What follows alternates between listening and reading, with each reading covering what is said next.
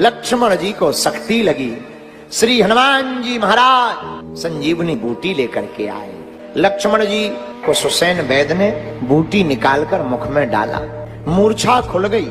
राम जी ने लक्ष्मण जी को देखा, लक्ष्मण जी जाग गए और जैसे ही जागे जय जयकार हो गई। प्रभु श्री राम के गले से लगे। रघुनाथ जी ने लक्ष्मण जी को भी गले लगा लिया। आज लक्ष्मण जी बड़े खुश हैं। किसी ने लक्ष्मण जी से पूछा, आप आज युद्ध हार गए, आप बड़े प्रसन्न दिखाई पड़ रहे हैं। लक्ष्मण जी बोले, भैया हम ठीक हार गए। क्यों?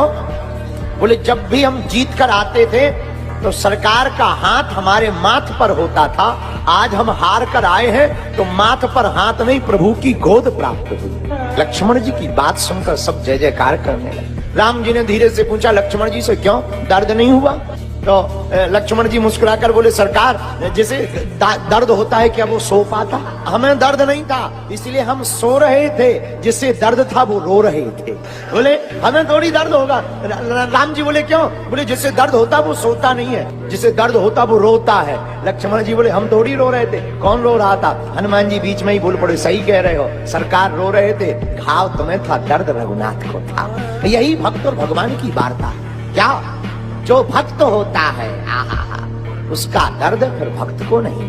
भक्त अगर भगवान के अधीन हो जाता उसका दर्द फिर परमात्मा को खुद होता है, और जब परमात्मा को होता है तो परमात्मा अपने भक्त को कभी रोता हुआ नहीं देख सकता। राम जी कहते हैं कि लक्ष्मण, जब तुम मेघनाद से लड़ रहे थे तो बाण तो मेघनाद ने विभीषण पर चलाया, पर तुमने विभीषण को पीछे क्यों कर दिया?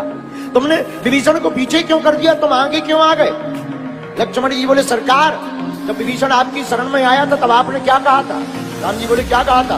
बोले, आपने ही कहा था जो हमारी शरण में आता है उसे हम अपने प्राणों की तरह रखते हैं। तो राम जी बोले, पर तुमने विभीषण को पीछे क्यों किया? बोले, सरकार मेघनाद में बात सही है, हमें बाण नहीं मारा था, विभीषण को बाण मारा था, शक्ति बाण, लेकिन हम इसलिए आगे हो गए कि अगर ये आपके प्राण है और कहीं इनको चोट लग गई तो वो दर्द आपको होगा, हम आपको दर्द दे नहीं सकते, इसलिए हमने आपके प्राणों को पीछे कर दिया, हम आगे आए।